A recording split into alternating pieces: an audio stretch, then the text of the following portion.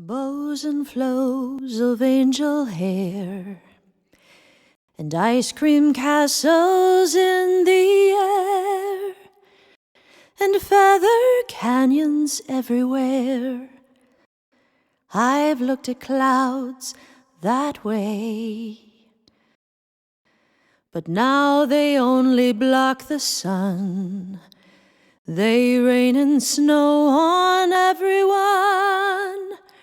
So many things I could have done, but clouds got in my way. I've looked at clouds from both sides now, from up and down, and still somehow it's clouds, illusions I recall. I really don't know clouds at all.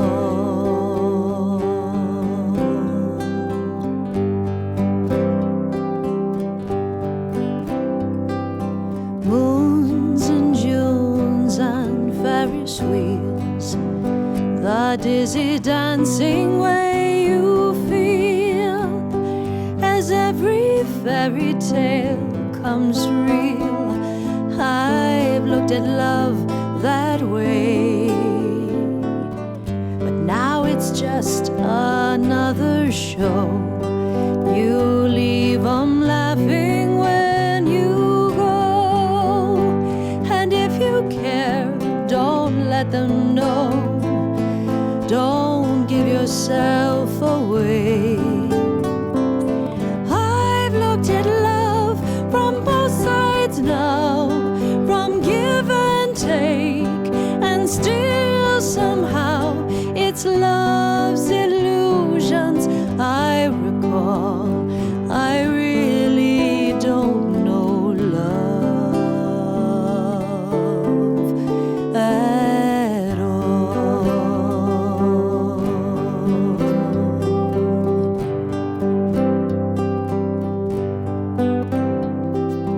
Tears and fears and feeling proud to say I love you right out loud.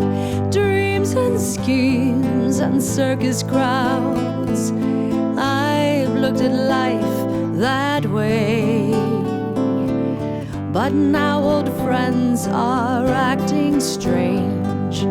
They shake their heads, they say I've changed. Something's gone, but something's gained in living every day. I've looked at life from both sides now, from win and lose, and still somehow it's life's illusions I recall. I really don't know life at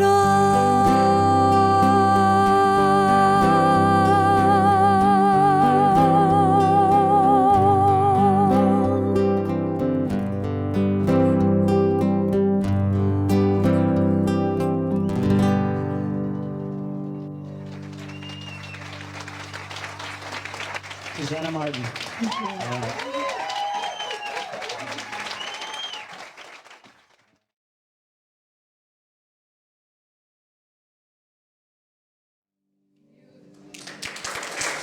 Yes, indeed.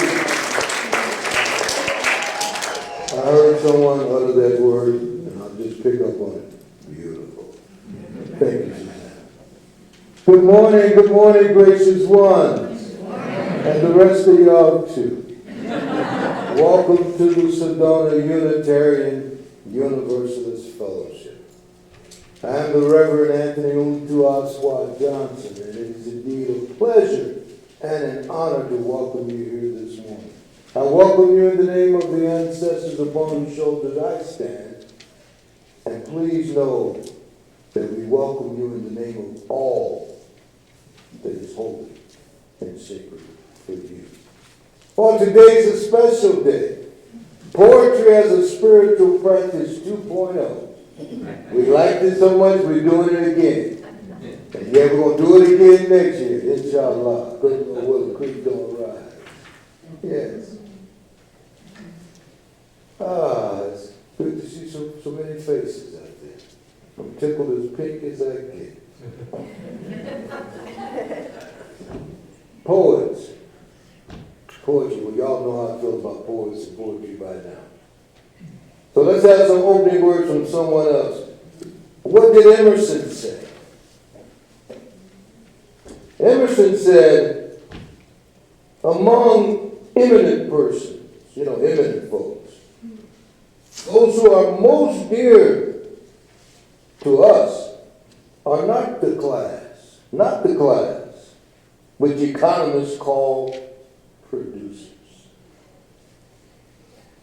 They have nothing in their hands. They have not cultivated corn, nor have they made bread. They have not laid out a colony or invented a loom. A higher class, in the humble estimation of this city building, market-going race of humankind, are the poets, who from the intellectual kingdom feed the thought and imagination with ideas and with pictures. With ideas and with pictures. So our idea and picture of who we are and how we show up, we call it our shared affirmation of mission. So let us together say that, if out loud and proud, if we would. This fellowship is a welcoming, diverse, and nurturing, beloved community that promotes progressive religious thought and practice to create a more loving, just, and sustainable world. The whole enchilada. Announcements. Time for some announcements. I want to invite folks up in a moment. If you have an announcement to share, we would love to hear from you. But before I do that, I want to make an announcement that we're going to give Susannah Martin a break, a well-deserved break. Break in the act. So we will be continuing doing our live Sundays, followed by video editing and putting together through the month of April. But the month of May, we shall be live only. So we want to get that out. I'll repeat again next week. So video through April. May, we're taking a break. A personal note of thanks announcement to Sarah and Fred, who the researcher, I'm making this up, the researcher and librarian that I envisioned you to be, went and found the Washington Post 2018 story on my family in New Medina. And she verified that I didn't make all that stuff up. I saw that they even had my dad's quote about the sidewalk. You know, how he had to get off the sidewalk when white folks came down the street. He had to get off the sidewalk. They had that in it. I said, see, I didn't make that up. So thank you out loud, Sarah, for finding that and sharing that link. Yes. So I open the floor now for any other announcements that we have from this beautiful community. Please. Penny?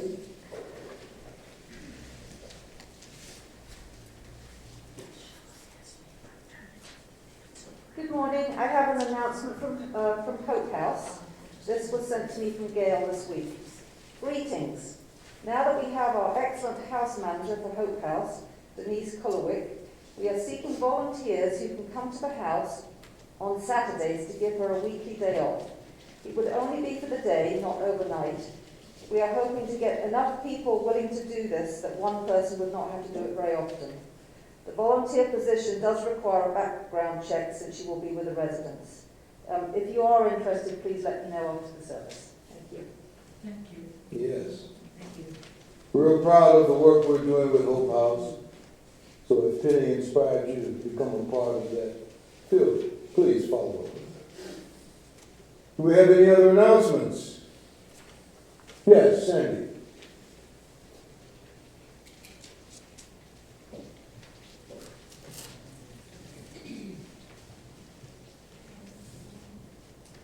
Excuse me, many of you may know about this already, but this was given to me by our neighbor, Kenyon, who's an artist. And there's going to be Sedona, thank you. Sedona Open Studios, Artists at Work, April 22nd to the 24th, 10 to 5 each day. And I left a few of these out that she's given me that you might want to pick up if you're interested. Thank you. Mentioning events in April, I'll also throw out there Widening the Circle, where our mission is to promote, taking a look at gender, race, age, class, ableism.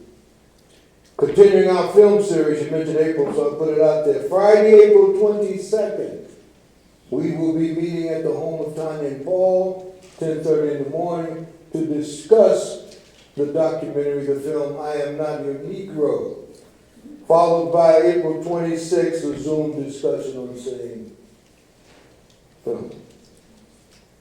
Any other announcements, please? Gary, yes, sir.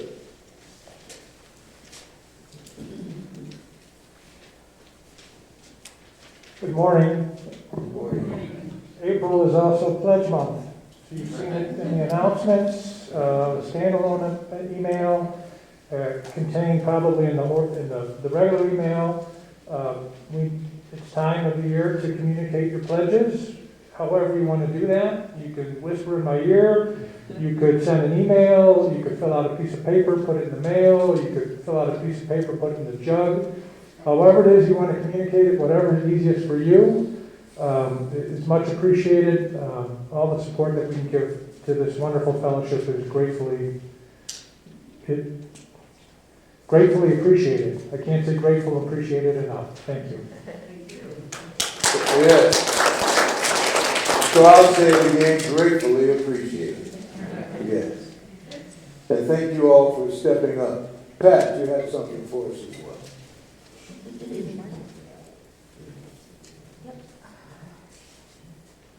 I just have one little housekeeping note for our physical location here, is that the door that we used to always come in and leave from, there's an issue with that. So don't use that fire door to leave today. Use the one that's closer to us. Thanks a lot. Which will be open. All right. So let's put all these open hearts and smiling faces under that umbrella. That chalice, that is. Our Unitarian Universalist chalice. So with the rekindling of this flame, let us all recommit ourselves, please, to accepting life's gifts with grace and with gratitude. And let us use these gifts of which we all possess, the gifts of grace and of gratitude, to use these gifts to bless the world in the spirit of love. May it be so.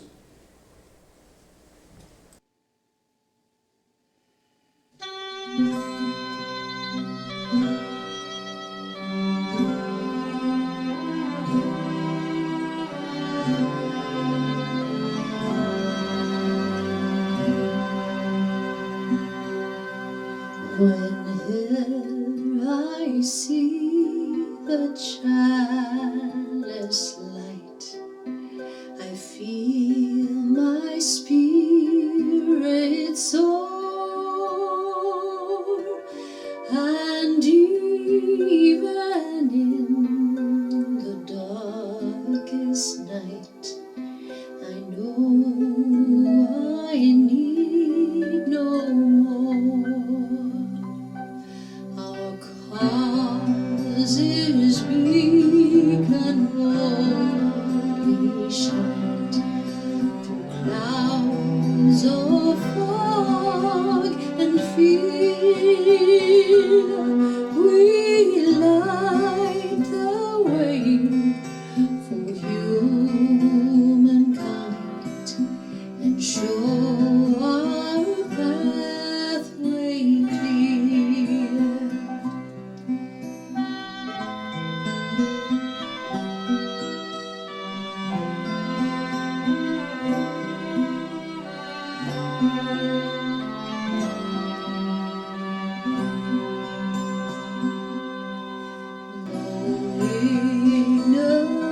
Ignorance and bias strife, yet they will not prevail, for truth and right are still alive, and so we cannot fail. The universal force of life resides a while in me, so I must keep my vision bright, and all the world can see.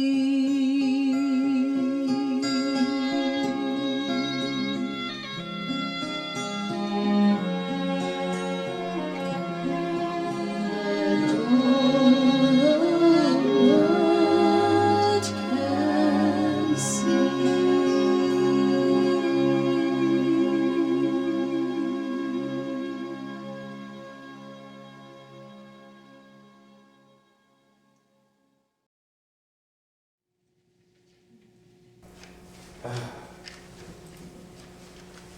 I am empathetic, not sympathetic. Sometimes ascetic, most of the time just downright poetic. I got a poet's license, don't you get it? I have to find that rainbow, I cannot not forget it. 'Cause I'm a rainbow chaser and a word slayer, long ball hitter and a phrase player, image maker, rhythm shaker, fear facing, woman loving. I have dozens of word biscuits in my poetic oven. I love to serve. I'm a servant to love. Yeah, I'm a tree hugger, relationship debugger. So poets, we are the guardians of that uncontrollable release. Poets have license.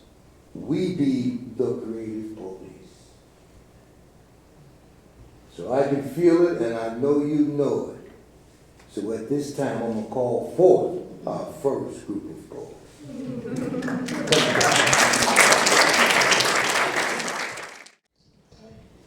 Good morning. Good morning. As Vincent van Gogh, who's a wonderful artist, wrote in a letter to his brother, Theo, poetry surrounds us everywhere. But putting it down on paper, alas, is not as easy as looking at it. So in that vein, I often think about that when I'm trying to write a homage to this beautiful city that we live in. It's very hard to describe the beauty. And so I hope you will gaze out the window, even though the shades are down, and see the outline of that incomparable poetic beauty as you listen to my humble and totally inadequate words. This is called Forever Sedona. If ever a place could steal your heart, tug at your soul and never let go, it's Sedona. If ever one photo spoke 10,000 words and 10,000 more were still to be heard, that's Sedona. If ever the sun rose over a hill, illuminating a world both perfect and still, it's Sedona. If ever a sky was a shade of blue that no artist's palette could capture it true. That's Sedona. Gossamer clouds traverse the sky, both wispy and mounted, delighting the eye. Crimson mountains stand sentry, ageless and tall, protective yet calling to welcome us all to Sedona. The secrets of ages silently wait for wide-eyed visitors to discover anew. Valleys and canyons, mountains and caves, each revealing an incomparable view of Sedona. Pottery shards tell a story no book can contain, and the song of the earth sings out its refrain in Sedona. So if ever your heart seeks a place to reside, a place that enters the soul and burrows inside, forever calling out to you, though you may leave Sedona, Sedona never leaves you.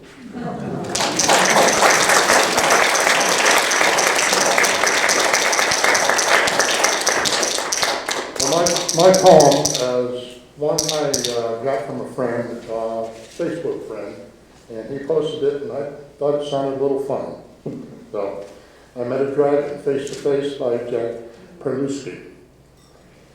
I met a dragon face to face the year when I was 10. I took a trip to outer space. I braved a pirate's den. I wrestled with a wicked troll. I fought a great white shark. I trailed a rabbit down a hole. I hunted for a snark. I stowed aboard a submarine. I opened magic doors. I traveled in a time machine. I searched for dinosaurs. I climbed atop a giant's head, and I found a pot of gold. I did all this in books I read when I was 10 years old.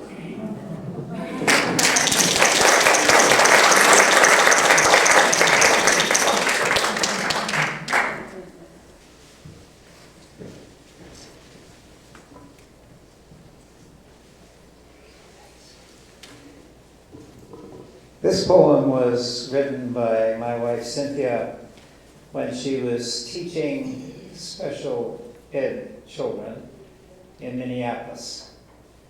And it's titled, Offering of Love in a Classroom. His offering to me, 5 shiny chestnuts from a nearby tree, and 1 crackled leaf of brown, orange, and yellow. These I solemnly accepted from this little fellow, remembering quietly the reports I heard of his pencil brandished like a weapon and his shouted word. In a former school year, he had hated and hated because his heart had too early been weighted. By 3, he was left by an uncaring mother. And by 7, he had lived with his older brother in a second foster home, no better than the first. 7 years is too young to be doubly cursed. So now in my room, where love would abide, I looked at these tokens he had given me with pride. My faith in love's miracles once more restored, for the showers of love a child abundantly poured, with his gift of 5 shiny chestnuts and 1 crackled leaf of brown, orange, and yellow, given to me by this little fellow.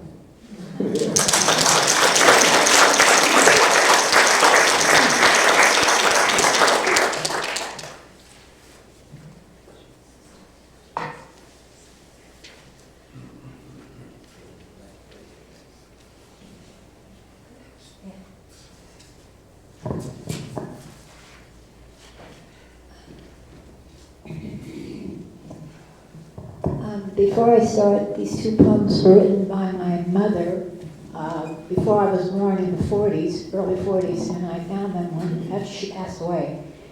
She wrote a whole bunch in song and all kinds of stuff, so I found them. But Reverend Anthony was nice enough so I didn't have to get up so I can make 2 announcements before I start real quick. One is a thank you to all the SUUF members and friends for the wonderful card I received after my surgery. And the second, a lot of you know that my husband and I grow irises. You've seen the pictures. We are 5 minutes away from this location. After the service, if you'd like, make a right turn on 179. Make a left turn at the first street, which is Skyline Drive, right across from the fire station. And come on up the hill. Don't veer right or left. We're at 225 Skyline Drive. We'd be very happy to have anybody who wants to come over and see all the irises there in bloom. And these are not regular irises. These are STBs. They're on this hall. So, anyway, you're all invited. The first poem I'm going to read, it's called Jealousy. There's a little bit in each of us, though we won't admit it so. But north, south, east, west, everywhere, you'll find it wherever you go. It causes war, it causes crime, makes a foe of a long-time friend. It breaks up many a happy home. It breaks, causing children's hope to end. So why don't we each try to do our share and thus try to foresee how happiness and peace will come to stay if we just get rid of jealousy. And the other, no, that's not my mom's poem. I don't know what that is.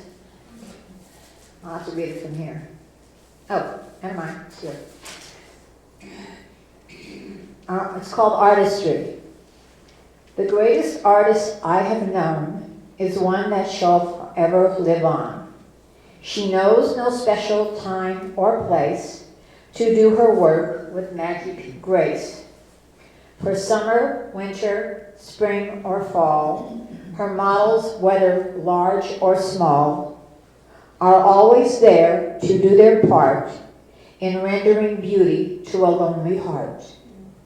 You ask, who may this great one be? But if you'll search your memory, you'll soon will come to realize only Mother Nature could such work devise. Yes.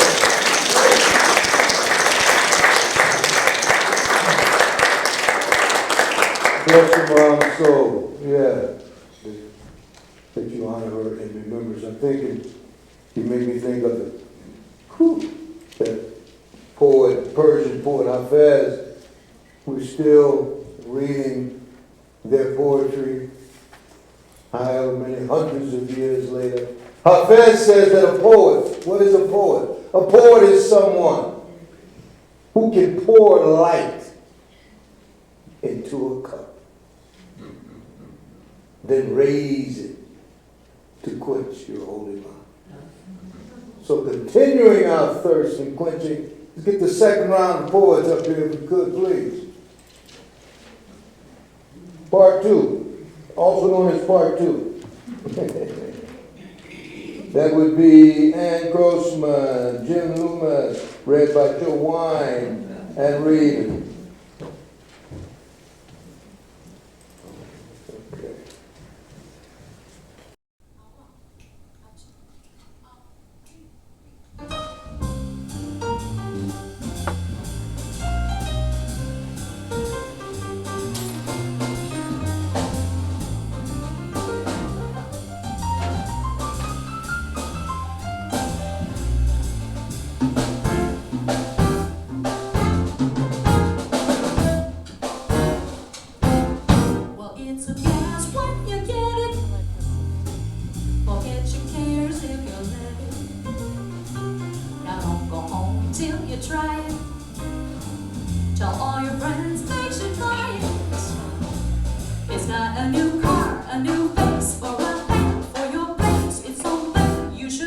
Somewhere to check out the hill on the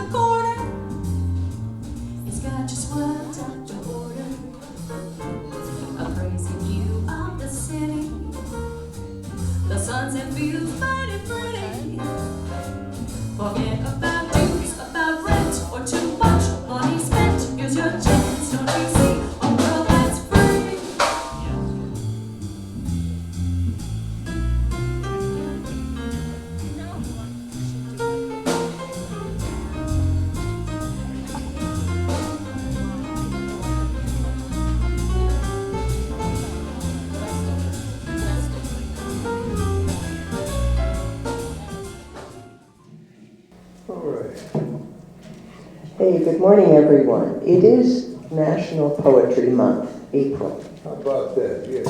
Which I did not know until I started looking on the internet. Invictus means unconquerable in Latin. I first heard this poem when Morgan Freeman spoke it in the movie Invictus, which was directed by Clint Eastwood, and talked about Mandela's life. He had this poem in his jail cell on Robben Island, and it kept him going through his 27 years of imprisonment. Now, William Ernest Henley was a Victorian English poet, and he wrote this in 1875, and it was published in 1888. So it's been around longer than we have, and it speaks to me. The film is also great. Invictus by William Ernest Henley. Out of the night that covers me, black as the pit from pole to pole, I thank whatever gods may be for my unconquerable soul. In the fell clutch of circumstance, I have not winced nor cried aloud. Under the bludgeons of chance, my head is bloody but unbowed. Beyond this place of wrath and tears looms but the horror of the shade, and yet the menace of the years finds and shall find me unafraid. It matters not how straight the gate, how charged with punishment the scroll. I am the master of my fate. I am the captain of my soul. Yeah.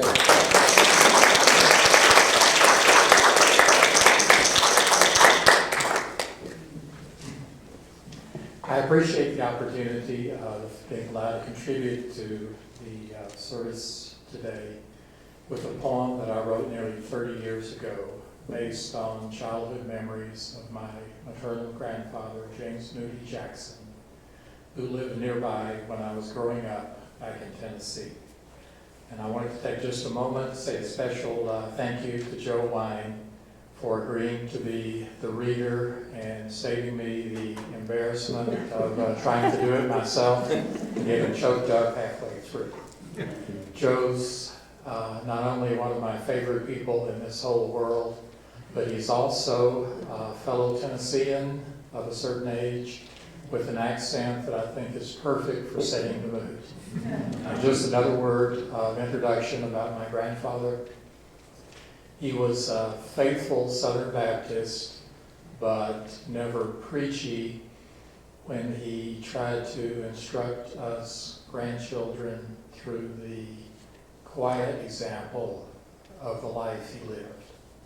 This poem is an attempt to paint a picture of him when he was in his 80s and still inspiring me with his determination to keep going in spite of his failing health. Thank you.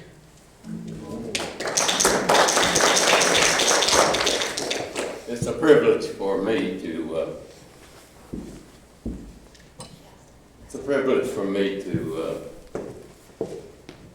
read these words by poet, mystery writer, gardener, cook, and Dr. Jim.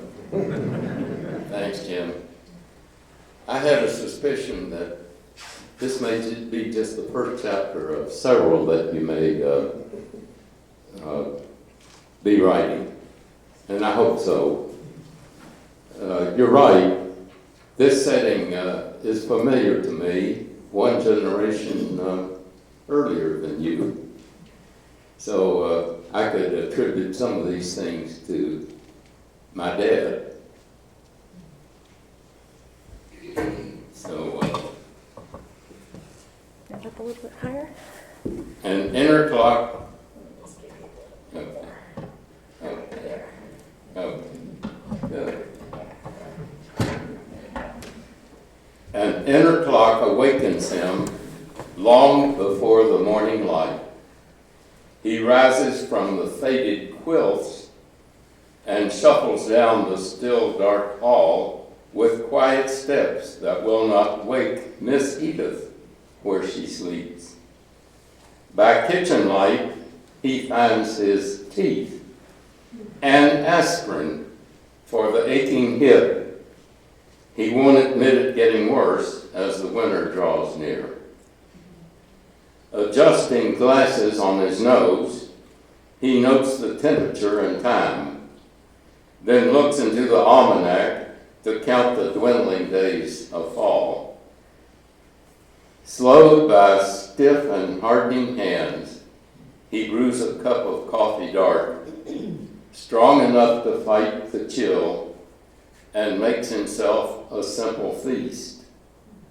Molasses, cream, and cold cornbread, crumbled in a china bowl. At 8 o'clock, he'll join her for a proper sit-down breakfast meal. Whole wheat toast and marmalade, scrambled eggs, and herbal tea.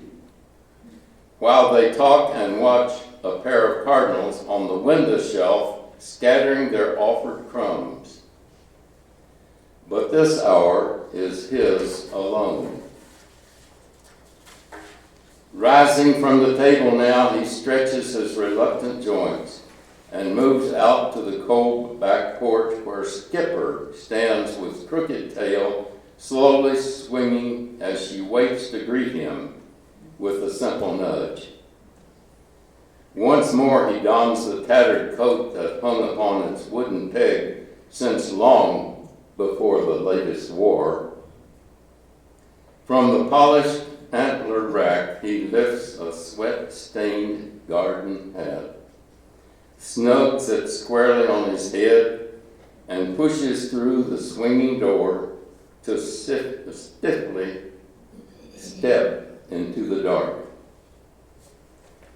Shaking out her matted coat, the old black shepherd falls in step and trails him with a matching limp, hobbling up the dew-damp path toward the workshop barn garage that stands half hidden in the mist. There he loads a spade and hoe into the cart he built himself with scavenged boards and carriage wheels. He takes a pair of thick cigars from his cache behind the nails and lights one now to warm his nose, then rolls the creaking load of tools slowly to the garden gate. Switching on the string of bulbs that hang above the ordered rows, he picks the few remaining crops, a pumpkin and 4 yellow squash, the last handful of hardy beans before the coming of the frost. With bended back, he starts to dig, breaks again familiar soil, hoeing under withered vines. How many times he's turned each lump, interring troops of spent corn stalks into the earth to decompose and feed the rising ranks in spring, that bloom again with tasseled heads. Silently he chops each row, then moves along the earthen aisle to start the next until he's called by mockingbird doxology to view the coming of the dawn.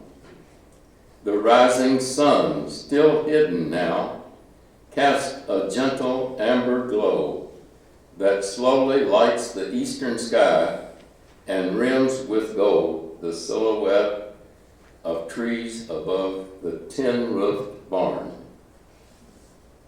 He pauses there among the rows, warmed with the coming light, leans upon his forked hoe, and drinks the morning peace. Thank you.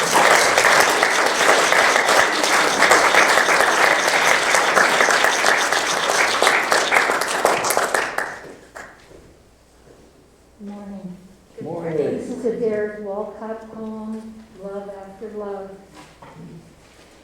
The time will come when, with elation, you will greet yourself arriving at your own door in your own mirror, and each will smile at the other's welcome and say, sit here, eat.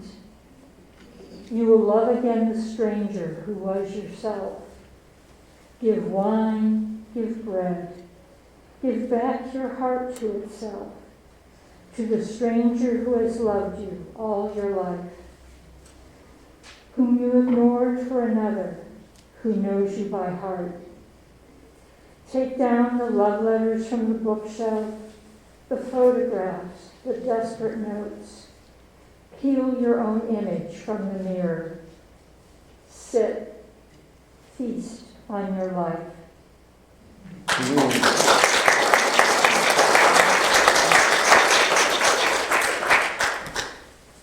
A musical interlude.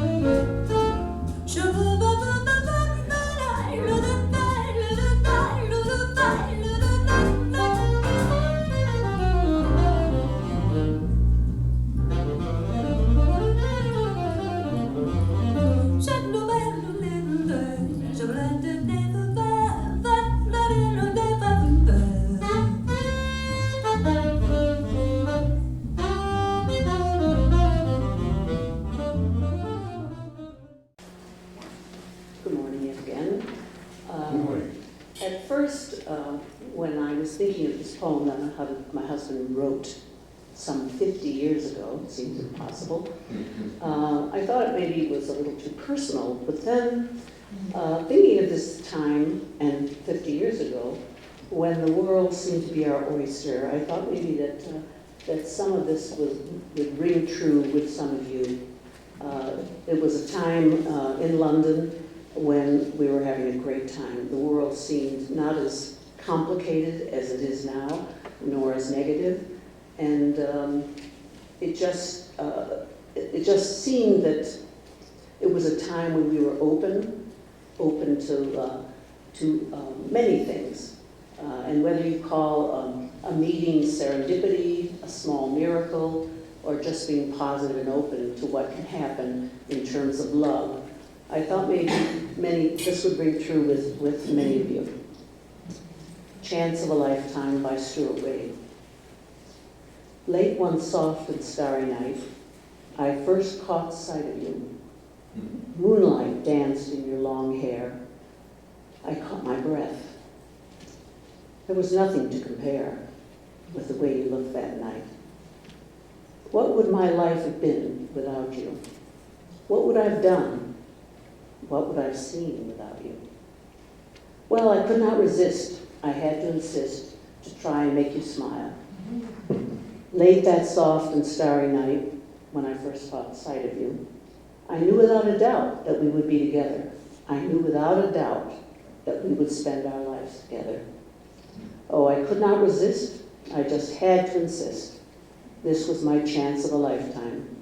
And yes, you smiled.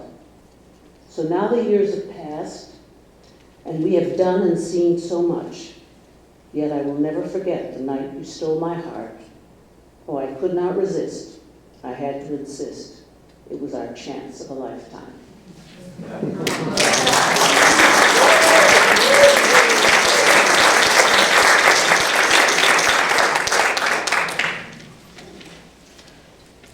So I'm going to read A Litany for Atonement by Robert Eller-Isaacs. First, a little word of explanation. A litany in religious circles is much like a call and response. A leader reads a line and then the audience responses, and I'm not asking you to do that, I'm just explaining. An atonement is making amends, or you could look at it as 1/8 at 1 minute. Well, I'm not sure where I first heard this, what I would consider to be a prose poem, whether at a UU service or perhaps I saw it on Worship Web, which is a UU online app. But it called to me, especially as it had the word love in it in 6 places. My deceased partner Robert's whole focus in life, at least for the 16 years that I knew him, was on forgiveness and unconditional love. So I put this on my laptop home screen along with a beautiful heart, so I would look at it every time I opened my computer in the hopes that I too might one day acquire these qualities. And so I thought I'd share it with you. But lately, after witnessing all the acts of exclusion and of blaming the other, and for all the ills in the world, and being witness to man's inhumanity to man, and seeing various people take their rage and frustration out on innocence in interpersonal relationships, as well as all the wars that are presently waging around the world, I read this now for all humanity in the hopes that these words might one day become true for all of us. For remaining silent when a single voice would have made a difference, we forgive ourselves and each other. We begin again in love. For each time that our fears have made us rigid and inaccessible, we forgive ourselves and each other. We begin again in love. For each time that we have struck out in anger without just cause, we forgive ourselves and each other. We begin again in love. For each time that our greed has blinded us to the needs of others, we forgive ourselves and each other. We begin again in love. For the selfishness which sets us apart and alone, we forgive ourselves and each other. We begin again in love. For those and for so many acts, both evident and subtle, which have fueled the illusion of separateness, we forgive ourselves and each other. We begin again in love. Namaste.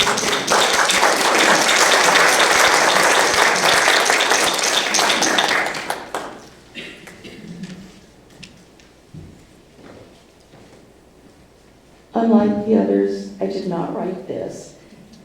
I was reading a book of poetry by Donna Ashworth called The Right Words, because I'm always looking for the right word, and it seems to elude me quite often. This is called Wild. Keep a little bit of you wild, child. That little part of you that seeks out the moon, the sunrise and the waterfalls. The part of you that craves the freshest air, the thickest forest, and the giant ocean waves is important, for she is directly connected to the core of the earth, the tides and the stars. She is intrinsically linked to all creation, to life itself, to existence. Don't let the modern world push her out. She is wild, and she is free, and you need her to be the you that you were meant to be. So keep a little bit of you wild, child, just a little bit.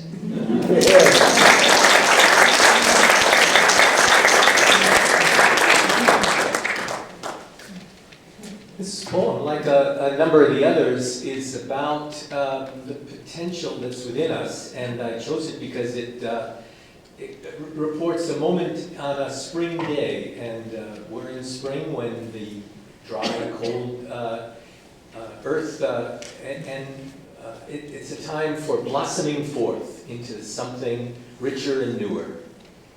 The title of this poem is A Journey by Edward Field. When he got up that morning, everything was different. He enjoyed the bright spring day, but he did not realize it exactly. He just enjoyed it. And walking down the street to the railroad station, past magnolia trees with dying flowers like old socks, it was a long time since he had breathed so simply. Tears filled his eyes, and it felt good, but he held them back because men didn't walk around crying in that town. Waiting on the platform at the station, the fear came over him of something terrible about to happen. The train was late, and he recited the alphabet to keep hold. And in its time, it came screeching in, and as it went on, making its usual stops, people coming and going, telephone poles passing, he hid his head behind a newspaper, no longer able to hold back the sobs, and willed his eyes to follow the rational weavings of the seat fabric. He didn't do anything violent as he had imagined. He just cried for a long time. And when he finally quieted down, a place in him that had been closed like a fist was open. And at the end of the ride, he stood up and got off that train. And through the streets and in all the places he lived later on, he walked, himself at last, a man among men, with such radiance that everyone looked up and wondered. Put your hand for all of our poets. Allow me to Yes. Thank you. That was awesome. We began with Sedona. We ended with Journey. One phrase I heard through all the many that I hope this does something to eradicate what Sarah Ann referred to, the illusion of separation. Here's to the eradication of the illusion of separation. So you and I have been warmed by many fires that we did not build. You and I have drank from many wells that we did not dig. So in recognition of that, this is our time for our offering. We won't be collecting, honoring COVID. There's a jar out there that Garrett mentioned. So please, feel free to let us know you love us. Drop a little something in the offertory, so we appreciate that. Yes. And we're getting close to time, so I want to just segue straight on to joys and concerns. There are joys amongst us. There are concerns in our heads and hearts. So I'd offer us to share those at this time. Let me begin by saying that I am full of joy, seeing some faces I haven't seen in a while. And maybe a face, if you haven't been here in a while, or if this is your first time, would you mind just raising your hand for us? Yes. Hey, there you go. Thank you. Welcome.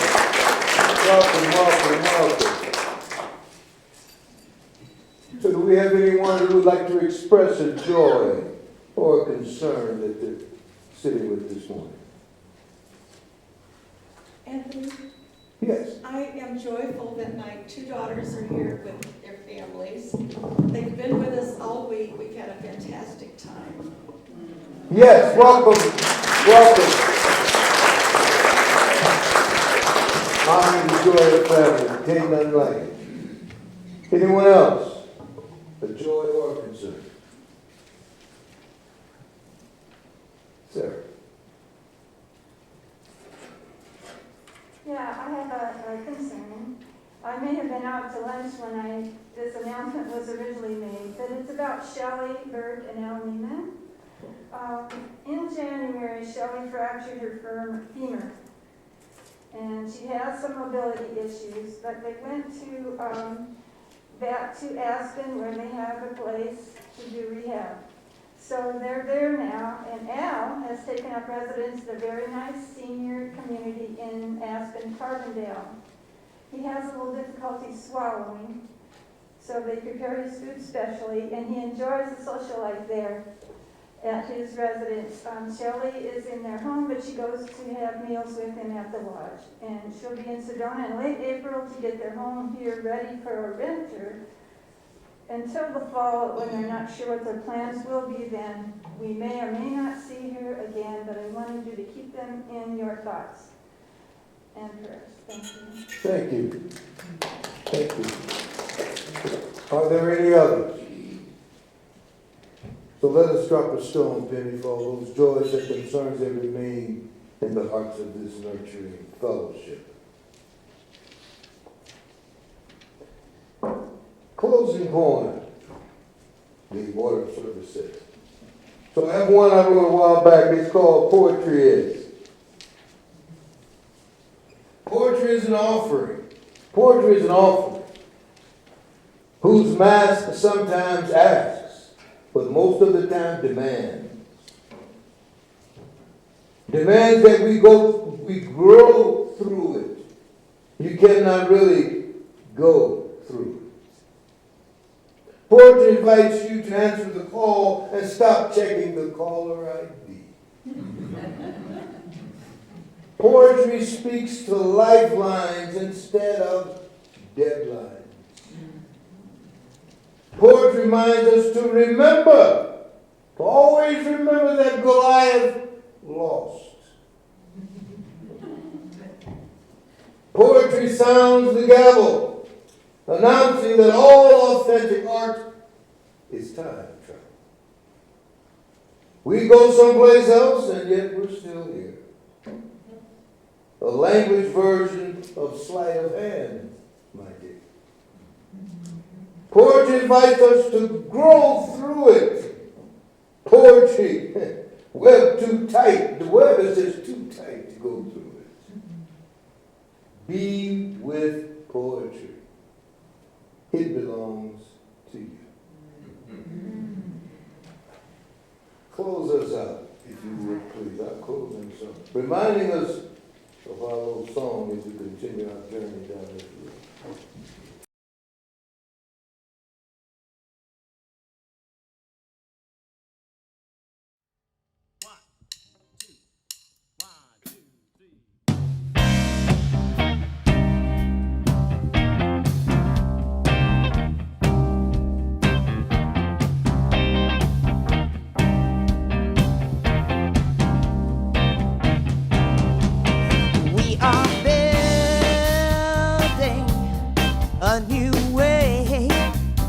Together, we are building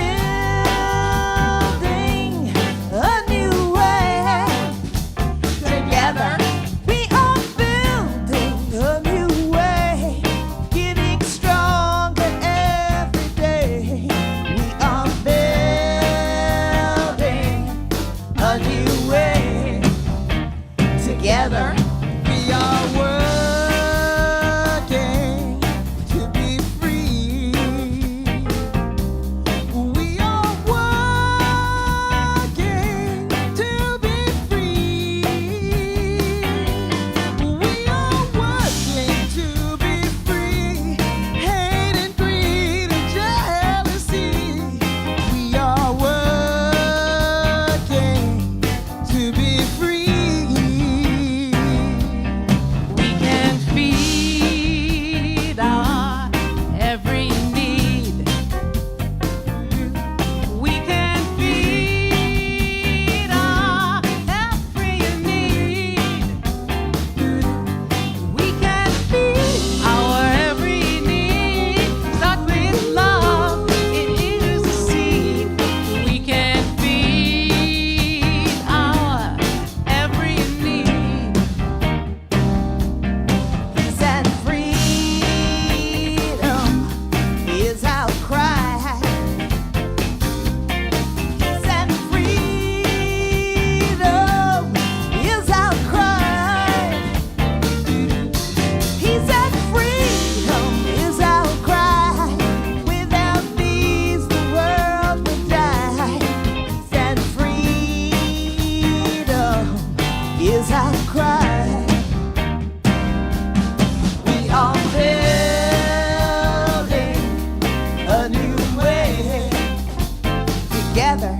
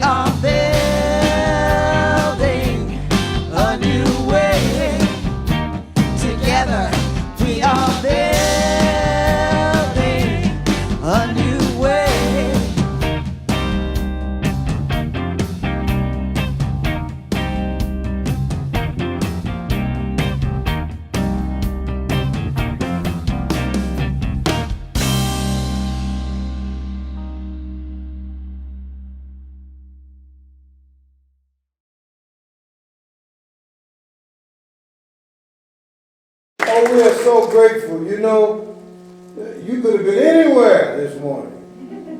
You chose to be here. And for that, we are so, so grateful.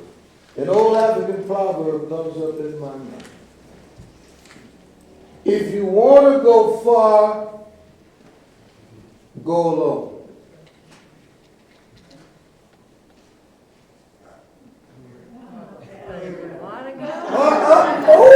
If you want to go fast, hey, look at my phone. If you want to go fast, do what? But if you want to go far, may it be so. Until we are together again. Thank y'all.